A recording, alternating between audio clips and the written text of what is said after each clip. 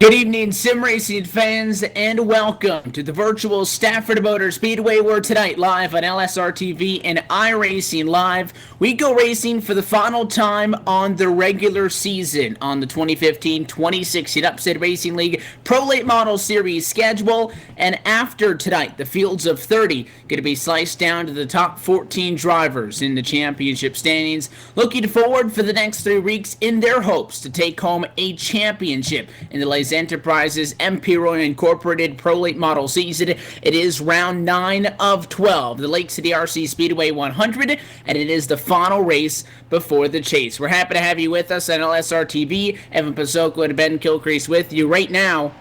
We talk about the championship. We've talked about it all season long. Tonight, that's not the conversation. Nicholas Rasmussen, Justin Fuller, Brandon Odo, the drivers that sit at the top, they're locked in. However, fourth on back all the way through probably 21st or 22nd, I would say, are in this conversation. You need to be above the P14 cut line if you want to fight for the championship. Into the chase after this week, the top 14 points runners are going to be bumped up to about 1,000 points or so. They're going to be well out in front of everybody else, and it'll be a 3-race stint to determine our championship, Ben. So it's the NASCAR Sprint Cup Series chase format, and it's on short track action, which means that there's a lot of pressure tonight, not just on trying to get the W, but a lot of guys out there, especially the guys above the cut line, they just can't get into an accident. That's more difficult said than done. The guys below the cut line, they can give it all they have. It should be interesting how those two strategies are played out. Oh yeah, I'm going to be keeping my eye on about 10 guys, Evan, tonight. Those above the bubble and those below the bubble. Below the bubble, they're going to be racing their hearts out. You're going to see them be making crazy moves to try and get into the chase heading into next week. The guys above the bubble, they're going to be taking it patient, being cautious tonight to try and stay in the chase heading into next week. And you look at the differentials between who's in and who's out, it is not a lot. Rodney Hack is the bubble, 14th in the championship standings.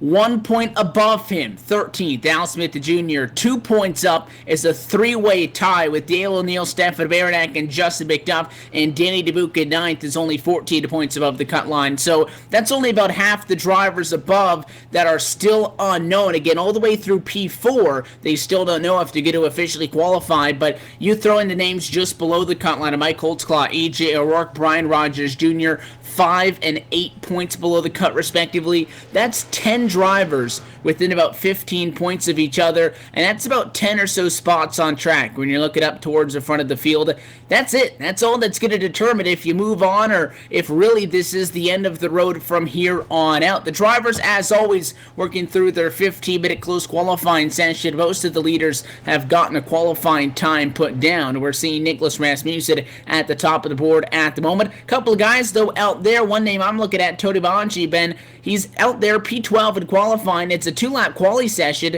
but he's on lap 4 now. So he's just logging some laps, getting some last-minute practice in here before we get set. Tonight's race going to be 100 laps at the Stafford Motor Speedway. Final race at this distance, once we hit the chase, we're going to be looking at 150 and 200 lappers. But final one at this length that we've seen all season long, and these guys want to make sure they've got those cars dialed in. They certainly do. This length is perfect for these kind of cars. The Pro Late Models are racing here tonight.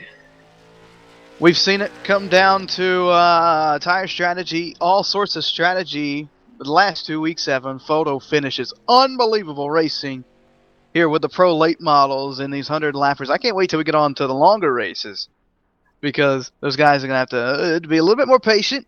They're going to have to wait to make their moves, but I think we could even see photo finishes in those races as well. And if you haven't seen those last two results, I encourage you to go back and look at them, because we were on each other's door, and I think both of those were determined by less than 3/100ths of a second. Not only is there the overall championship up for grabs, but there's also the rookie points, in which the chase does not play a factor too. The drivers in this season for the first time fighting for a rookie championship standings presented by A Design Wraps. Bruce Hilton is the best running rookie so far. He has 2 points of the advantage over Justin McDuff, Rodney Hack, Mike Holtzclaw, AJ Hamill. Some of the names that are sitting inside of the top 5 in rookie points. And the top 5 in rookie points are all above the top 14 cut line. So the young talent has definitely showed what they've had so far through 8 races. Most definitely, and sometimes you see this out of a rookie in the seasons, in their first season. They come out strong. We'll have to wait and see what next season holds for them. But I'm impressed with all the rookies in the Rookie of the Year standings above that bubble in the championship standings. And tonight's Pro Late Model feature, as always, is presented by Les Enterprises MP Roy Incorporated, a distributor and retailer of motorsport products, including electronic communications equipment, safety equipment, and race car bodies. Find out more at Les Enterprises MPRoyINC.com. So we're just about set to do battle for the Lakecity RC Speedway 100. After tonight, 3 races to go. We'll head to Langley, Sobo, and New Smyrna to determine the 2015-2016 champion. But tonight is a big step, because if you want to win, you have to get in. We're going to send some home. We're going to lock some in tonight, and we're going to be looking forward to what should be an exciting race at the virtual Stafford Motor Speedway. This track been around since 1870 and has provided us exciting racing on the sim. And again, based on what we've seen the last couple of weeks with these guys, tonight set to be a barn burner, to say the least. So with that, we'll go trackside and get tonight's race underway, and we'll pass it down for the opening ceremonies and the singing of our national anthem.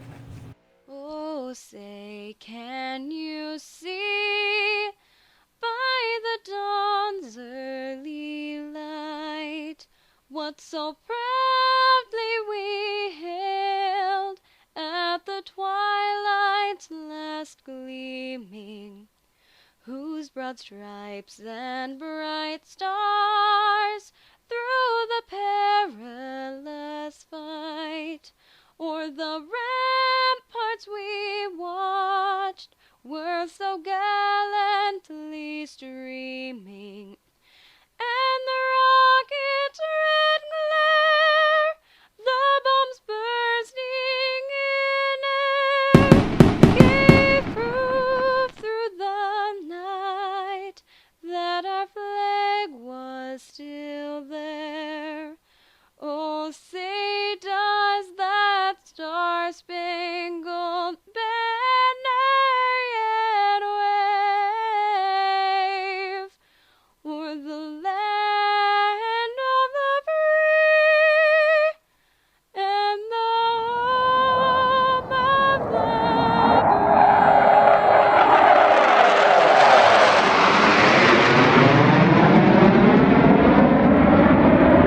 And once again, a big thanks to Jaden Berkey for getting tonight underway. Now let's really get the action up and going. We'll rack 'em and stack 'em. Let's take a look trackside to the iRacing Beams starting grid for round 9, the Lakecity RC Speedway 100 from Stafford. The NHR Racing Pole Award, Nicholas Rasmussen. He's also at the top of the power rankings into round number 9, the number 71 machine, the Smith Media Production Chevrolet. He'll lead us to the green flag tonight as he starts on pole to his outside in second. Going to be a good qualifying effort for the 44 of CJ LeVere. Dale O'Neill going to start tonight third from the inside of row 2, joined by the 81 of Joshua Cotton in fourth. And last week's winner, the 51, Justin Fuller, will start tonight from P5. 6 is going to be Donato. Stefan Marinac will roll off 7th tonight. The 18 of AJ Hamill will roll off 8th. 9th to Charlie Ryan, and the 16 rounding out the top 10, the 41 of EJ O'Rourke.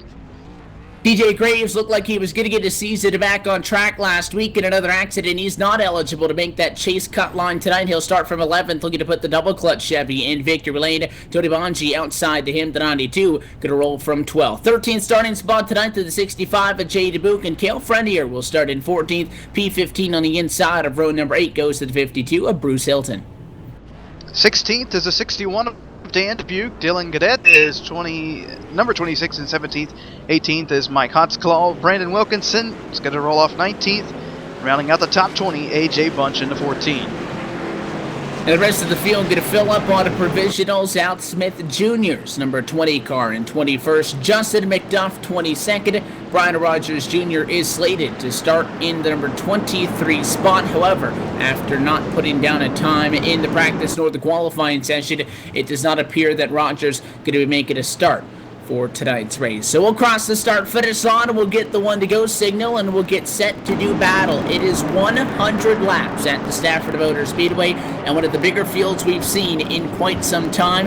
A lot hangs into the balance. If you don't make the top 14 tonight, you could win the next 3 races. You're not going to be a champion tonight. Without a doubt, the most important race we have seen on the entire 2015-2016 race calendar so far, and the anticipation and the intensity is only going to continue to go up from here. We're happy that you're joining us on LSRTV and iRacing Live. Pace car down and away. Nicholas Rasmussen in control through turn number 4. American Ethanol green flag waves the Lakecity RC Speedway. 100 underway. 71 going to take off using that inside to get clear in 1 and 2. Rasmussen in front. It's side by side P2 on back. O'Neill charging on LeVere.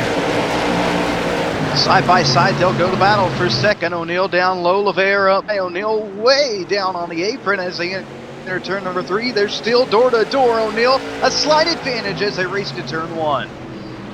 And bottom lane, going to get down on the lighter asphalt down below where all that rubber's being put down. Gave the advantage to O'Neill. The 54 going to take the number 2 spot. Problems behind your leaders up into the outside wall in turn number 2. Caution flag is out for, I believe, what was the number 14 machine of AJ Bunch. The 8 is odd wrap Chevrolet. Turned around, and he's backed it into the fence down in 1 and 2. That'll be the first caution of the night. Lap 2 for AJ Bunch in the 14. And he had a little bit of help, too. We'll take a second look at this in a moment. Jay Dubuque behind him. It was, I'll say it was a battle for 19th. It really wasn't much of one. Looked like Dubuque just missed a corner. Running in 21st after starting 13th. Just drove it in hard and took out the 14 machine down into turn number 1. And those guys, they didn't get together any earlier, so I don't have any reason to believe it was some sort of payback or retribution at lap number 2. Looks like he just missed his mark and it was sent way off. So without a doubt, he's going to be given the EOL penalty for being the cause of the caution. So Jay Dubuque going to be credited with that one. Not any better luck, I mean, for AJ Bunch to hear that, because he'll still be at the back and he'll try to get that car fixed as the night goes on. But it got pretty torn up on the driver's side when he backed it into the wall. Certainly did. You're going to see a lot of overdriving tonight here at Stafford Motors. As a short track racer myself, I visit this racetrack with these cars on the sim, and many a time it's so hard, no matter what car you're in, to overdrive the turns here in Stafford, because this track is so tight, it's so narrow. You've really got to arc the turn here, and it's hard not to overdrive it sometimes. So stay on the lookout for that tonight, Evan, especially entering the turns and even through the center, these guys overdriving. And we saw that in just at lap number 2. There's still plenty of time left in this race. We're going to go green with about 94 to go, so a slow start to this one. These guys obviously want to try to get some green flag laps in here, but it is going to be an antsy race kind of like this. A lot of stop and go, I would imagine, based on how much everybody is overthinking things. And it kind of sounds funny to overthink things. You want to come into a race. A lot of the time, short track races are like plate track races. As the lights go on for the pace car, is a lot of weird stuff could happen, and you just kind of have to be along for the ride. When you come into a situation like this where you almost know, maybe I need to finish top 5 to get myself locked in, or you're looking for other guys in front of you to have a bad points night, when you start to overthink things, might go downhill. You just got to kind of go with the flow of the race, and we're going to have our first restart very early on after an opening caution flag. Lap number 6 going to go into the books as Nicholas Rasmussen takes the American Ethanol green flag restart on the night number 1. Back and away we go, and he had no problem getting down to turn 1. Smart move though, but a 54 Dale O'Neill ducks down in line. Top 2 single file. Unbelievable restart by O'Neill on the outside, able to get down to the bottom. He'll secure that second position at least for a couple laps as they race side by side behind LeVere on the inside. Last week's winner, Fuller on the outside. Fuller almost up and into the wall of turn 4. Yeah, LeVere used that 51 up, and Fuller didn't have a whole lot of access road up on the outside of the racetrack. He dives into the P4. It leaves behind the 81 of Joshua Cotton, the only driver that stuck up out of line. You go on board with the number 51 machine, Justin Fuller. Single file in front of him. You're looking up at LeVere, O'Neill, Rasmussen in 3rd, 2nd, and 1st. As Justin Fuller is still 1 to the positive after where he started this race from on the inside of row number 3. And now behind him, Joshua Cotton going to get down in line as well. Behind the 24 of Brandon Otto. So with that, 2 laps off for the restart, top 10, single file. Pretty much the whole field single file. A slight battle trying to heat up between the 81 of Cotton and the 24 of Otto. They go, oh no, they'll stay single file. The 24 of Otto cut the nose off of Cotton down in turn number 1. Cotton had to check up. Everybody good so far, but we're still single file. Couple things going on towards the back of the top 10. I know the 92 of Tony Manji in 10th had a couple of peaks from behind. TJ Graves took a look to the inside. Nothing came from that, but your leaders mixing it up a little bit as Nicholas Rasmussen and Dale O'Neill try to pull away some from the rest of the field. They've got a half a second advantage to LeVere in 3rd, and O'Neill looked the inside a couple of times, but again, didn't quite force the issue yet. It is just lap 12 of 100. If they get that opening later on, they'll go for it, but at this point, you take a peek, you let the guy you know you're there, but you're right in line as they try to continue to pull away. At least at this juncture, looking at the intervals, the 71 to 54 faster than anybody else out in front. That they are. O'Neill was fastest in practice earlier this evening. Just had a bad qualifying effort for the 54 machine. He's all over the rear bumper of Rasmussen, who unbelievably was 4th in practice. He had a spectacular run in qualifying, putting it on the pole. Those two battle it out for the lead. They've separated themselves from LeVere, who sits 3rd, who's trying to hold off last week's winner, Justin Fuller. And Fuller looking back to the bottom again, the 44 past that 51 up on the inside of the racetrack because that's where they were lined up for the restart. Fuller almost got pinched into the fence by CJ at a turn 4. The 44 Speed Force entry wasn't giving him any more room than he needed to, so the 50 would have Justin Fuller knows a thing or two about getting pinched topside. He took the outside lane around to get the W just last week in round number 8.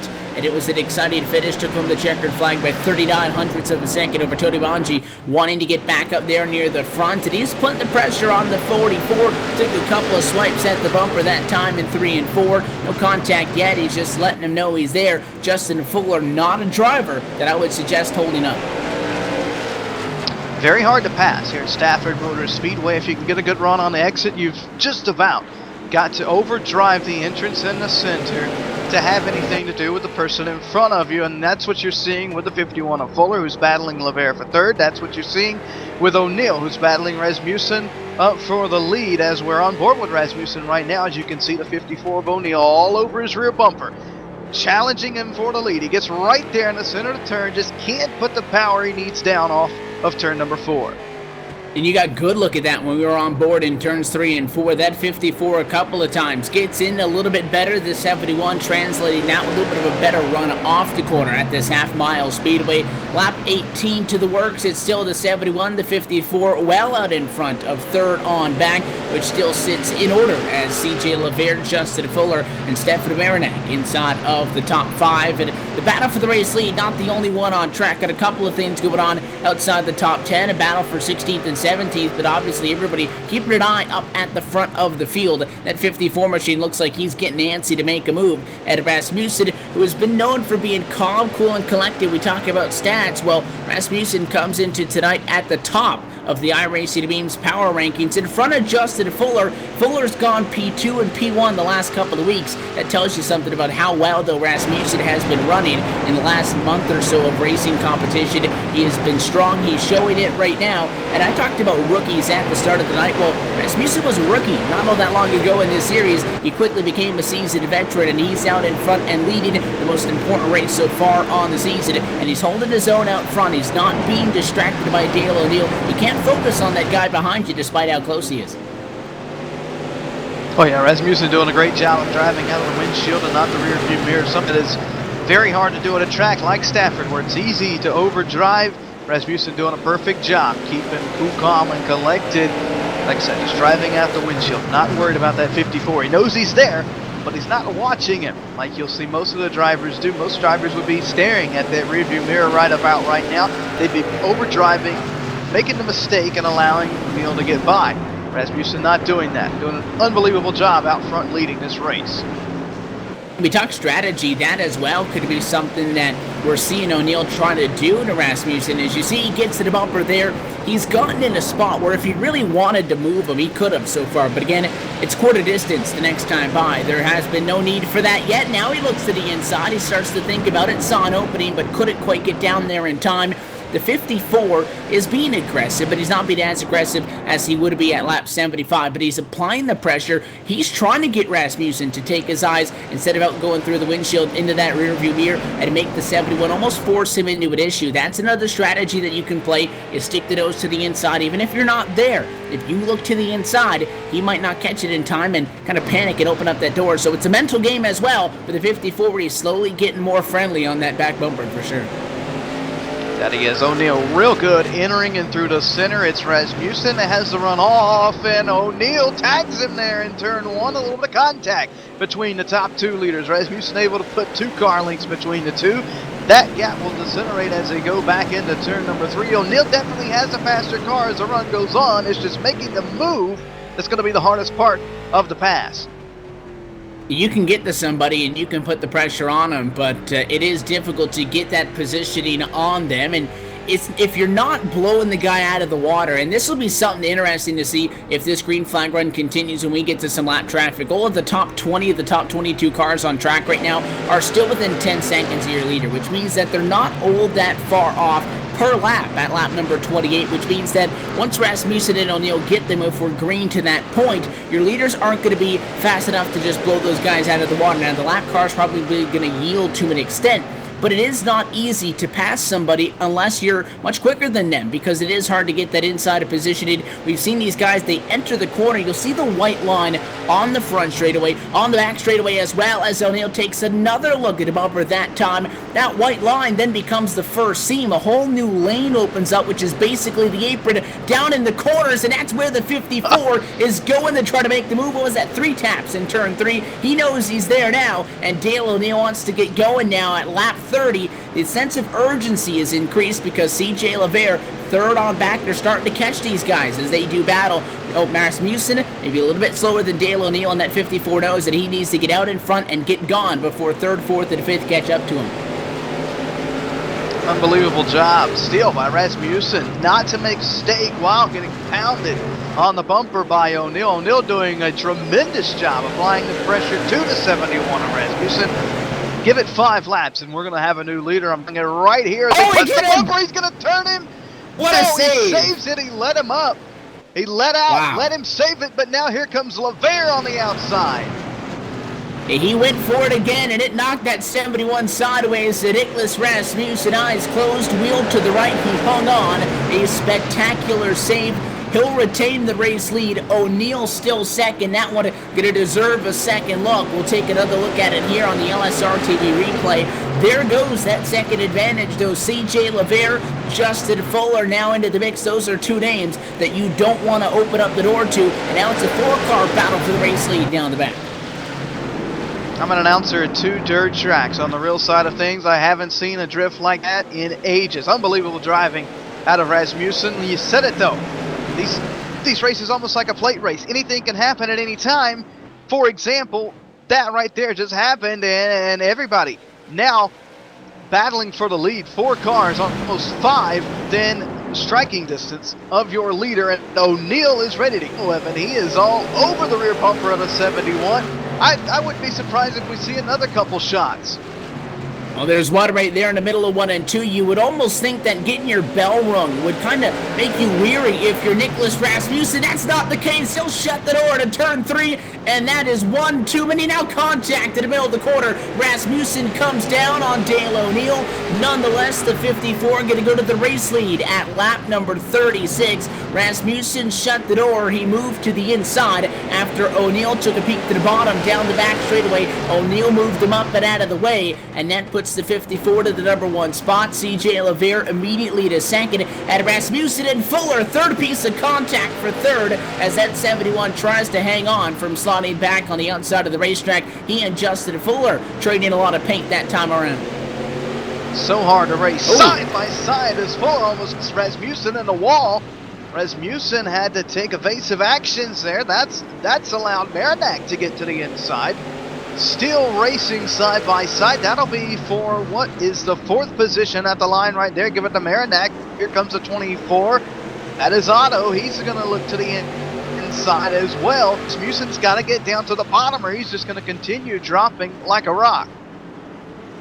And he almost had that opportunity, but that number 96 machine ducked down, so Marinak now takes over the number 4 spot. Brandon Otto wants to take the number 5 spot, the number 24 defending Pro Late Model Series champion. Going to slide up the inside. And for Nicholas Rasmussen, he may not be a P6 or 7 car, but that's where he is because, again, up on the outside of the racetrack, there's not a whole lot you can do about protecting against those guys that, being on the inside, have the preferred lane. He'll get a good run, though, at a 4 and drop down in front of Joshua Cotton. The bleeding will stop at P6 for at-time race leader and pole sitter Nicholas Rasmussen. Back-to-back third-place finishes is what he's had the last 2 weeks, and now he falls outside of the top 5 for the first time in quite some time. 60 laps to go at the start-finish line. Dale O'Neal just got to the race lead, and he's not even going to have an opportunity to soak it all in because CJ LeVere's Speed Force Chevy is there, and now it is once again a 2-horse battle for the race lead as O'Neal and LeVere slowly start to pull away from Justin Fuller in third. Real influence with LeVere. Obviously, on the long runs, he qualified second. He was 8th in practice earlier this evening, but he is doing a tremendous job here on the long run. Dale O'Neal has had the car to beat all race, or at least we thought, until the incident happened with him and Rasmussen for the lead. LeVere was able to get right back to his rear bumper. Maybe a boost of momentum, a boost of inspiration for the 44 machine as he sees the rear bumper of O'Neal. He knows that's the leader right in front of him, and he is reeling him in slowly but surely. He's not losing any, not really gaining much. He's staying right there, slowly but surely gaining just bits and pieces here and there, but LeVere doing a great job holding on to that second position, not losing too much time to your leader, O'Neal. And CJ LeVere has to fight. He knows that difference between P1 and P2 could be the difference between fighting for a championship and not. CJ, 18th in the standings into tonight. That is not a friendly sounding number, but he's only 9 points behind the cut line, which is Rodney Hack. And Rodney Hack at the moment is not here tonight, which means that is a wide open door to try to climb up there. The names around him, though: Brian Rogers Jr., EJ O'Rourke, EJ back in 12th position, Mike Holtzclaw, another name just below the cut line. Mike running in 22nd spot. He's got to pick it up. So CJ LeVere, the guys that he needs to pass in points are outside of the top 10 and outside of the top 20. He wants to get the extra couple of bonus points, so lead a lap, get most laps done if you can. Obviously, you walk away with a win. Max points is the best favor you can do yourself. And LeVere's in a perfect opportunity to do that, and he knows that. His spotter's telling him that. His crew chief is telling him that. Lap traffic for the leaders gets a little tight off turn 4. Going to slow down O'Neal just a bit. Allow LeVere to close that gap even closer between 1 and 2. LeVere knows he's in the perfect position to make it into the chase and possibly have a chance at the championship. In the final 3 races, if he makes that bubble, he's got to make the bubble first to start putting his eyes on the championship. 22 drivers started this race, and now 21 sit on the lead lap. We saw Mike Holtzclaw outside of the racetrack, talked about him.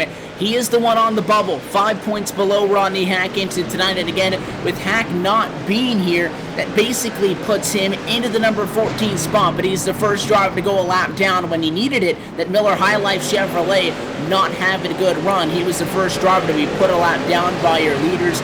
And now our leaders are going to start to catch guys at a more frequent pace. Jay DeBook, Danny DeBook, AJ Bunch, Justin McDuff, the next drivers, 21st through 18th, that they'll catch in about 10 to 15 laps or so. They're going to start to get up on thicker lap traffic as the green flag stretches continue. There is no concern to be thinking about coming down to the pit lane under the green flag. If we see caution flags, tire strategy may be a factor. These drivers, again, always have 4 additional tires, no more, no less, on the pit lane. You don't need to take them, but you can come down pit lane at least 2 times to take 2 swings of right side tires, or you can take 4 at once. But in green flag races, no advantage to coming down to the pit lane. Dale O'Neill, he's on equal tires with CJ Levere at a 54 machine out in front. By the 44, the gap, though, slowly closing in. It's about 1 car length, which is actually more than what O'Neill had him on 5-10 laps ago, Kilcrease. So he's gaining per se, but when you're within a car length or 2 of somebody at a short track, that's really not a comfortable gap at all, albeit he is gaining a little bit per lap. He's not sitting comfortably right now at all.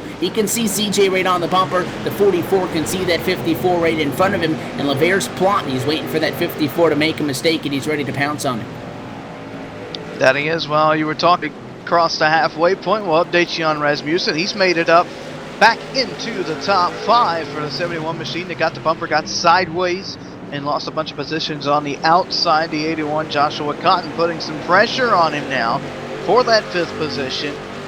But Rasmussen has made it back into the top 5. He's locked in. He's leading the points, locked into the chase.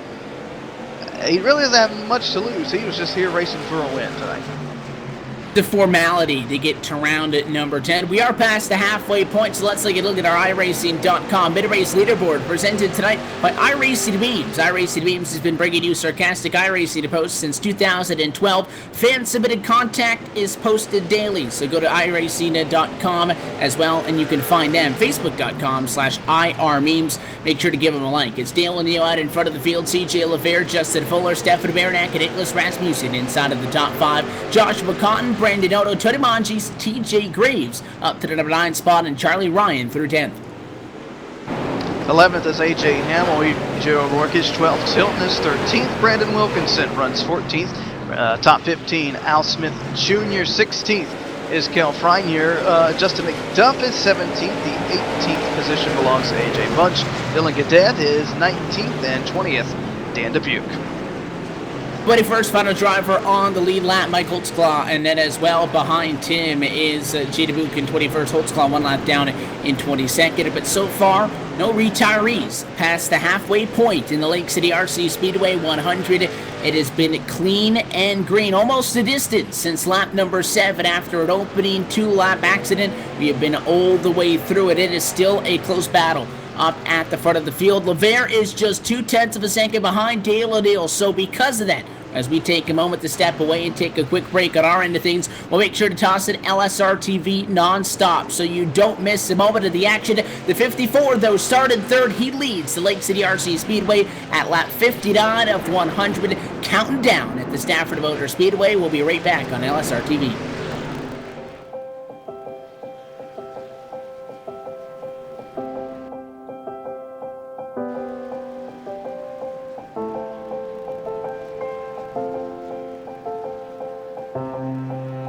Trucking has always been a part of me.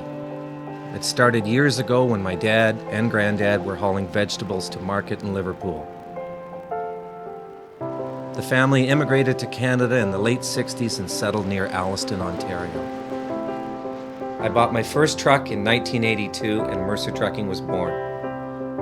Today, Mercer Trucking has over 50 trucks in terminals in Toronto and Los Angeles. Our storage facilities at both terminals can handle any size of distribution needs throughout North America. We service the continental U.S., including Hawaii and Alaska. We run over 120,000 miles per month and some of the best equipment on the road today. We specialize in less than truckload shipments, show freight, we do rush team service deliveries, and haul your refrigerated or heated product. Our regular team service from Canada to California is second to none, and our staff and drivers are among the best in the business. I'm proud of our people and what they can achieve.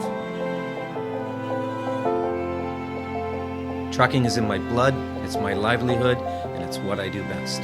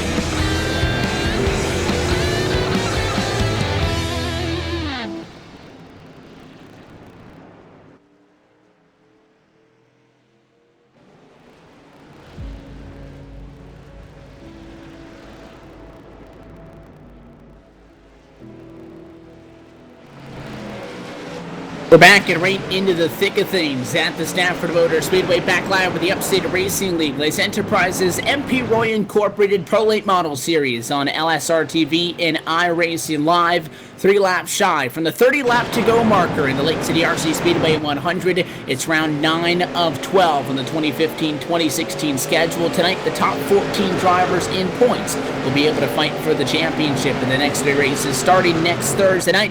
And right now, CJ LaVere, who is in a good spot, all things considered, entered tonight below the cut line. He's P2. Him and Dale O'Neill, though, stride for stride with each other, Ben, getting through that lap traffic. I think 2 laps ago, as we were taking a look, they got pretty hairy with it. Top side, bottom side, they navigated it well, though, down to 18 drivers on the lead lap as Godet, Dubuque, and Holtzclaw fell one down. These guys are putting on one heck of a show for us out front. That is O'Neill and LaVere. O'Neill has lost a big chunk of that lead. LaVere is almost right there to his bumper, almost within bumper distance. If he wanted to use that bumper to maybe scoot O'Neill up the racetrack. LaVere real good out of turn number 2. Watch him right here down the back straightaway. He just gets an awesome run. O'Neill a little bit better down in 3 and 4. We'll see if LaVere can pick up on O'Neill's line in 3 and 4, vice versa. But these guys pretty much dead even here at Stafford Motor Speedway. If I had to pick a driver who was a tad bit faster than the other, it'd have to be LaVere. I think LaVere has just a tick bit more under the hood for O'Neill in the closing stages of this race. Just as I say that, he loses a couple car lengths as we are closing in on 29 laps to go. A couple more lap cars in front of these guys, though, could throw a wrench at things as we close in to the checkered flag. Only a couple of laps away from Kenshin, Justin McDuff, AJ Bunchbike, Holtzclaw, 18th, 17th, 16th at the moment on track, but LaVere doing exactly what Dale O'Neill did when he was getting to Nicholas Rasmussen, and that is hard into the corner, and you go down to that apron. Again, it's an interesting way the track works, so when you go down the front stretch, you got those white hash marks, there's 3 lanes. Next thing you know, in the corner, the apron itself is a lane. It's above that yellow line. CJ LaVere has been diamonding the corner a couple of times, get on the brakes early, and bring those left side tires all the way down to the grass. Try to get a good run off. You see the 91 doing the right thing. McDuff get a fall 1 lap down. He'll go to the lucky dog spot as he stays up and out of the way, and he safely allows Dale O'Neill and CJ LaVere to get on by. Again, we talk about a gap. Well, the 44, it looked like he fell off a lot that last time around. He lost about 1/10 of a second. In reality, that's maybe a car length. Again, we talked about it a couple laps ago. A car length, 2 car lengths is not safe. If that guy is close enough to run you over, you're not comfortable, and that's the scenario right now with the 54 and the 44 there. Inside of what's going to be 25 to go at Stafford the next time by. Dale O'Neill trying to wrap this one up after being the fastest driver in the practice session. Took him to lap 36 to get the P1, but he's held it since. That he has. LaVere, you can see down in the turns, starting to overdrive the car a little bit. We talked about that. It's so easy to do here at Stafford Motor Speedway. That time overdrives. LaVere going to collides on the back straightaway with a good run. Just an unbelievable race out front. Even though they're not side by side or trading the position, it's still a great battle out in front for the race winning. And these guys, I don't know if you've been watching back a little bit further, Evan. If these third and fourth, Justin Fuller, Stefan Marinac, if they were to get a caution, throw them in the mix. They've got two fast cars. They've been reeling in the two leaders out front. They're going to run out of time though if we stay green, but give them a caution and we could see a whole different name leading this race within the next 10 or so laps. And with our leaders going at it, we saw when Dale O'Neill gave them up to Rasmussen the first time when he tried to move him, it almost ended terribly for both of them. It was well executed the second time around, but if something happens to Dale O'Neill, CJ LeVere, you got to look back at the battle for third, which is almost equally as important. Justin Fuller's number 51, not at pace with the top two, but he's running good in third. They're 1.6 seconds back. Stefan Marinac right on the bumper. That's an equally as exciting battle going on, just about half a turn behind the top two. They could find themselves in a very good spot depending on what happens up at the front of the field. With 21 laps to go now on the board, Dale O'Neill, small connection problem that last time by. Thankfully, it looks like it's been sorted out. Yeah, you mentioned it. If the two leaders get together, that bird's seat goes to Fuller and Marinac, and then those two guys are going to battle it out for the race win. That's a lot of speculation, a lot of talk as the two get together a little bit for third. Fuller's into the wall on the front stretch. He's down low. Marinac to the outside. That's a side-by-side battle for third. Fuller going to get up into him in turn one. Marinac falls back in line. A tough break for Stafford Marinac because he had the rod, but at 51 sideways to the bottom. Marinac going to give him a shot in turn number 3. That's the battle for P3 going on behind your race leaders. Marinac didn't appreciate the 51 moving up on him in 1 and 2. The 96 paid him back. Maybe a warning shot because Stafford Marinac was not he'd be sitting around any longer. Just behind him, Joshua Cotton coming into this as a third driver in that battle for the number 3 spot on track. P3, 4, and 5 within 0.4 of a second of each other as that battle goes on. Still behind O'Neill and LeVere, who continue to be about a car length to 1.5 apart. Joshua Cotton has made an absolute amazing drive. He got back by around Rasmussen a few laps ago. Now he is on the bumper of this battle for third. He could leave Stafford Motor Speedway with a podium position, a podium finish tonight if he's careful enough and can work his way around the two in front of him. He's certainly faster in the 81 machine. If I was him, I'd just sit back and let Marinac and Fuller do their thing and then just drive by and wave. 4-lap traffic on the horizon for the 44 of CJ LeVere. He'll put the number 15th place car down to lap the 4 of Cale Frenier, the CFK construction machine. Going to go up top side, get out of the way, but LeVere is starting to open up a gap. But if you're Dale O'Neill, if he gets this gap 10-15 laps ago, you have a shot. You can't afford to be giving up a car length advantage at a time per lap. At 15 laps to go, O'Neill the furthest back we've seen him since that 44 took over the race lead. Definitely, and he is losing valuable track position as the run goes on. LeVere continuing to pull out in front. We talked about it. This is what he had to do to get into the chase. Will it be enough? We'll have to wait until the final points are released at the conclusion of this after post-race tech and all that good stuff. But LeVere, this is what he has to do. He has to lead the laps. He has to win this race if he wants anything to do with a championship in the final 3 races. And at 44, he got the job done. And we said we think CJ LeVere might be a little bit quicker than that 54 of Dale O'Neill. And again, O'Neill's going to walk over the most bonus points, I would believe, for leading the most laps. CJ not going to be able to overcome that after he took the race lead at 16 laps to go just a little bit ago. But he is the faster car. Now that we see he gets out into that clean air, he's able to pull away. The 54 of Dale O'Neill was the faster car. When he was behind Nicholas Rasmussen, he eventually got him like he deserved to. But CJ LeVere out in front. 54 to Dale O'Neill going to tag the fence, and now he'll start to slide back further and further. And now his objective is to just hang on to where he sits, because Dale O'Neill only 2 points to the good above the cut line into tonight's race. A second place finish is going to be more than enough to ensure his ticket into the championship, but he can't afford to fall back and give Justin Fuller or Stefan Marinac a fighting chance, because you don't want to tempt them to move you, because that can cause big problems. So he's got to hang on to second. He's got about a second advantage back to that number 3 spot right now. Don't overdrive the car. It looks like those CJ LeVere going to bag this one. 10 laps to go this time by. So frustrating as a driver. O'Neill we're talking about here. Lead most of the race. You get by.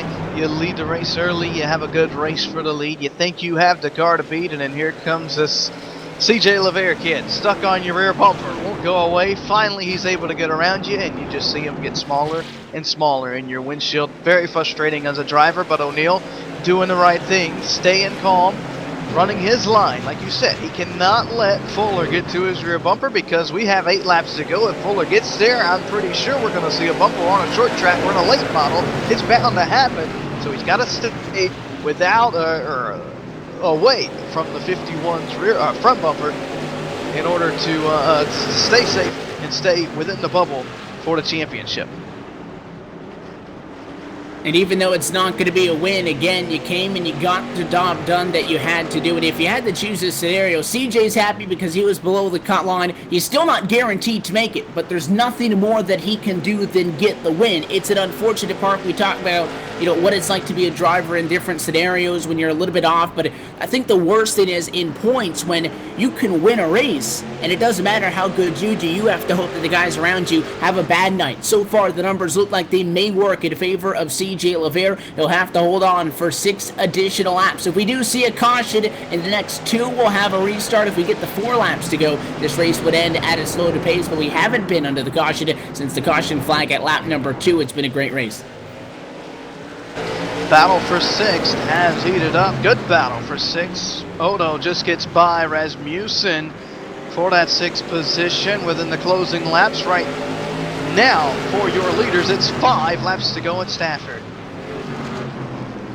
Dale O'Neal still comfortably black in second. The battle is for third. Justin Fuller, Stafford Marinac, Joshua Cotton within 0.4 of a second of each other. Do they get physical inside of the top 5, or do they just look to get this race done with and look to do battle next week as the chase for the championship gets underway at 4 laps to go? They're all about equidistant apart, about a car length separate those 3 drivers, and if Fuller actually going to get a good advantage that time through the corner. Meanwhile, that battle for P6 that you were talking about still held down. Brandon Odo in front of Nicholas Rasmussen, who has fallen back down to 7th.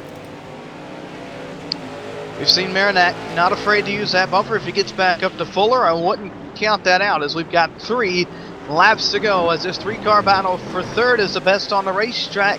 LeVere has it wrapped up. O'Neal's pretty much got second back.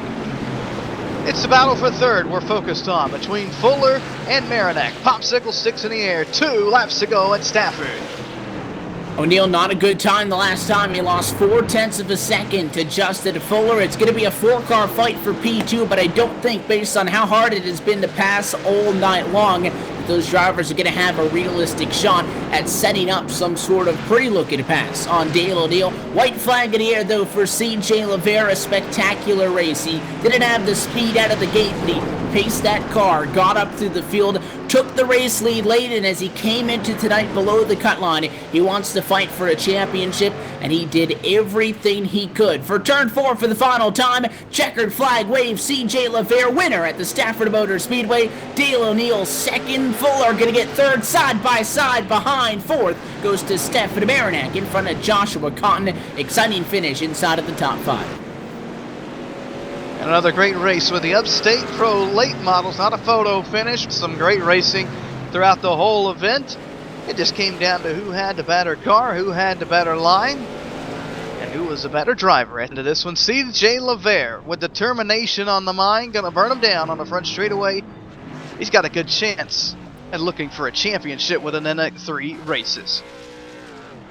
And they'll have to crunch the numbers and make sure, but regardless of what the outcome is going to be for CJ LeVere, for the schedule that he has ran coming into tonight, the pressure and all eyes on him, being one of the highest drivers running below the cut line that we saw in the field tonight. Again, he entered 18th in points, the top 14 to make it. He only needed to make up 9 points, though. And the guys above that cut line as well, if they have a bad night, they're then his competition. What did he need to do? He needed to take the checkered flag. It's exactly what he did, and he'll get all the use out of those right rear tires because he'll burn it down. Winner at the virtual Stafford Motor Speedway. A great race in this virtual race, the Lakecity RC Speedway 100. Very good. Only one caution to flag early, and I had talked a little bit about overthinking and trying to not strategize too much better. We saw that opening yellow, but we went green from lap 7 through lap 100. I guess impressed isn't the right word because we have seen this many a time with these guys guys, but it was a very fun race for sure, a very good one. That it was. These guys did an amazing job. I think once they got it out of their systems on that first one, we were going to be good at the end. Like I said, one caution. Although it did kind of surprise me with the stakes that we had on the line tonight, that we didn't see a little bit more beating and banging, but we did get our fair share of beating and banging for the lead and for a couple positions around the racetrack. All in all, a great race from Stafford with the Upstate Racing League again, and I can't wait to talk to the top three. Well, they're going to be able to pull it down into the virtual Gatorade Victory Lane. We'll talk with him and your other top finishers. In a moment, we'll step away the LSRTV post-race show on iRacing Live. Back in a few. Post-race coverage from the Lakecity RC Speedway 100 coming up.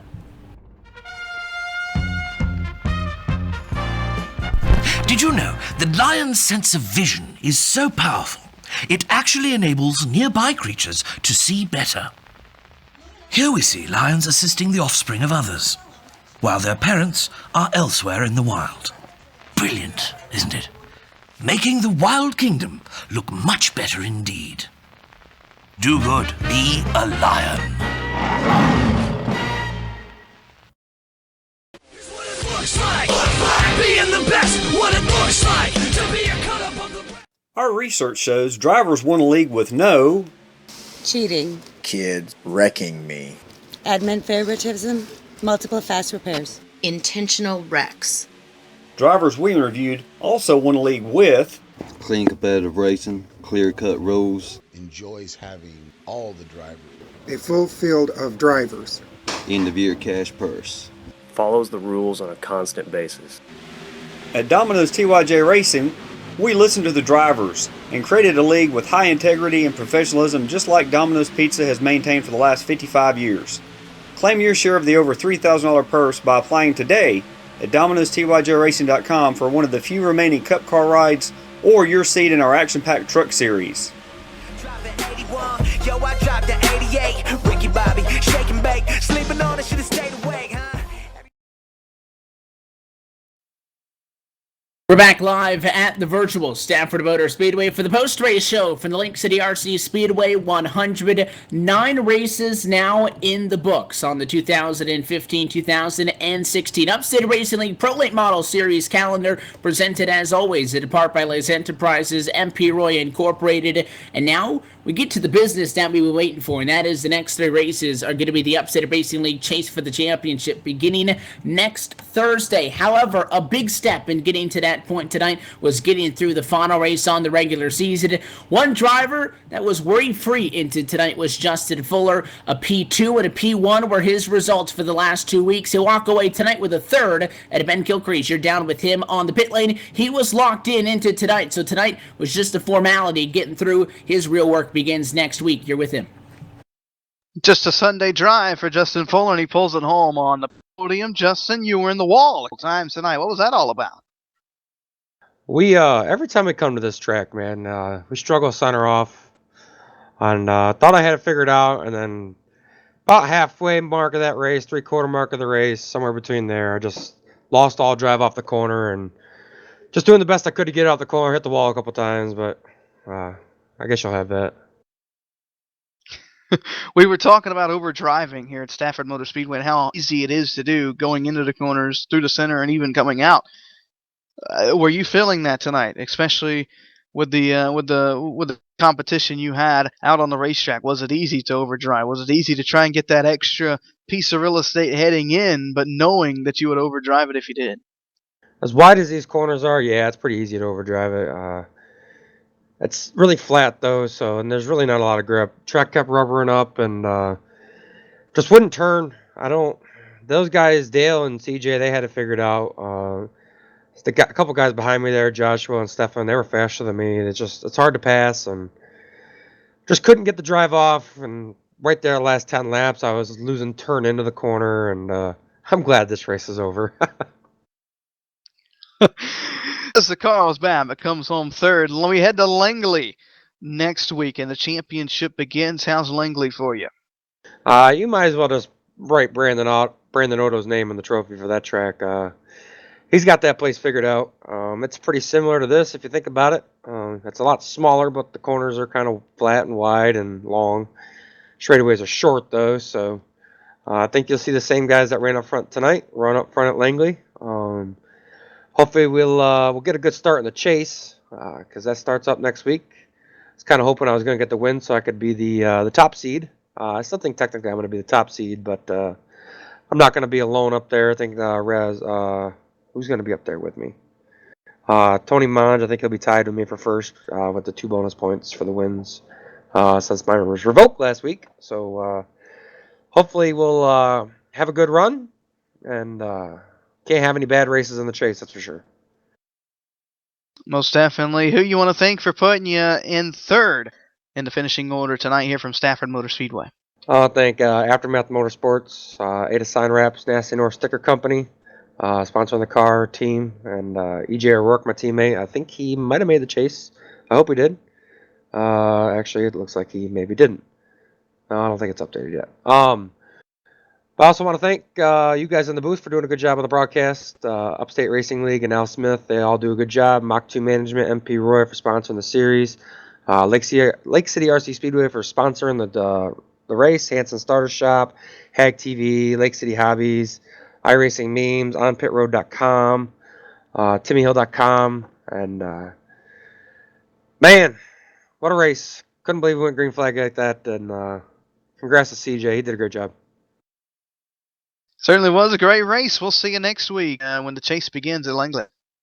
Yep, have a great week, guys. Evan, that's Justin Fuller, third place tonight here at Stafford Motor Speedway. We now send it down to Gatorade Victory Lane where CJ LeVere did everything he had to do. Evan? We're caught up with tonight's big winner, the driver of the number 44, CJ LeVere, who we talked about points, 18th into tonight's race. He'll gain 6 spots and walk out of tonight 11th in the championship standings, which means that he can fight for the championship beginning next Thursday night, and he picked up the W here tonight at Stafford en route. CJ, congrats on the win. Congrats on making the top 14 cut in the points. What was the game plan coming into tonight, knowing that although 18th didn't sound that good of a number, you were well within striking distance, and you did everything you could tonight to help yourself out, and that was lead a lot of laps to win the race, and that's exactly what you did. Yeah, tonight we just came out knowing we had to finish the race and finish in the top 5, and that was our goal, and everything else was just a positive. Tried to run a steady line and save my tires, and it all worked out. Very interesting race as well. We saw an early caution flag. Thought that we might see a couple of them grouped together. And all of a sudden, this race broke out green. Lap 7 through lap number 100. You weren't up there in the initial conversation. It was Nicholas Rasmussen, Dale O'Neill. Dale O'Neill took the race lead away from him and almost got it all the way, but you stole it there at the end. How much of that was you pacing yourself, knowing that this could very well go green all the way? You would need those tires at the end. It looked like you had the speed advantage after pulling away by 2 seconds in those final 15 laps. That's exactly what I was hoping for, a green flag run. I was trying to save my tires right from the get-go and just follow them guys and wait for them to make a mistake and try to capitalize, and it all worked out. You know, Dale got up a little bit and touched the wall, and that's all I needed. I think a lot had to do with I wasn't paying attention to my fuel mileage, and I think a lot of them guys were. I only had a half a gallon when that checker flag flew, and I didn't even know, and I didn't even realize that I was just going to win that race. So that caution flag early was a good thing for you guys then. So you get the W. You look forward now. This chase starts next Thursday night. No off weeks. So we're going to be racing on the 21st, the 28th, and then in February on the 4th. That's it. We're going to get it all kicked off with the A to Z Wraps 151 at Langley Speedway next Thursday under the lights. The big change is we go to the championship. The races are longer. We're going to go from the 100-lap standard. The next two are going to be 150. Season finale will be 200. So looking forward to Langley, 151 laps. What's going to be the key for putting that 44 up front and getting points that you need if you want to walk away with the hardware in a couple of weeks from now? My big key going in that chase is to finish and try to finish in the top 5, and anything after that is a bonus. I think that's what it's going to take the next 3 races. Everything changes up so quick. You could, get in a wreck and that's it. You'll be out only 3 races and you can't make it up. We have a lot of stiff competition here, so one mistake and I think you're going to be in trouble. It is quite a large chase field at 14 drivers. Thankfully for you, you're going to be a part of that going forward into the next couple of weeks. And it is a series that runs in the winter season here on LSRTV, 2015-2016 installment, now 9 down and 3 to go. It's a long off season, so we're kind of getting disappointed that this thing's starting to wind down, but it's only getting started when you look at it. CJ, best of luck going forward into Langley. Before we let you go, anybody you want to give a call to? What we got you down here? Yeah, I gotta thank my team, Speed Force Racing. I gotta thank Upstate Racing League and all the sponsors that sponsor it and keep this thing going each week. And I gotta thank Dale and Justin for running me clean there. I run with Dale in real life every Saturday night, and it's usually me and him 1-2 fighting for the lead. So it's something I'm used to, and I appreciate all the clean racing we had tonight. You guys made it a fun show up front, but it was good, clean, hard racing. CJ, congratulations on the win, and best of luck. We hope to be speaking with you next week, if not in a couple of weeks going forward. Best of luck on your quest for an Upstate Racing Championship. Thank you. So CJ LaVere gets the W. He goes to 11th in the unofficial championship standings. Where does that put everybody else? Well, behind him, Al Smith Jr. gets in on 12th position. 13th in the points is Danny DeBuke, and tied for that final transfer slot with DeBuke is Justin McDuff. They advance. The first driver out is E.J. O'Rourke. 3 points. That's it. That kept him out of this one. Mike Holtzclaw talked about the poor race for him in 21st position. He comes 16th in the championship standings, just about 9 points off of that cut line. It's close. It's tight, and that's what we've seen all season long. It came down to the end, but CJ LaVere, by his win tonight, 6 spots in the points that he gained. And with that win, he'll also go into round 1 of the chase with the advantage compared to this couple of guys walking away with some bonus points after picking up the W.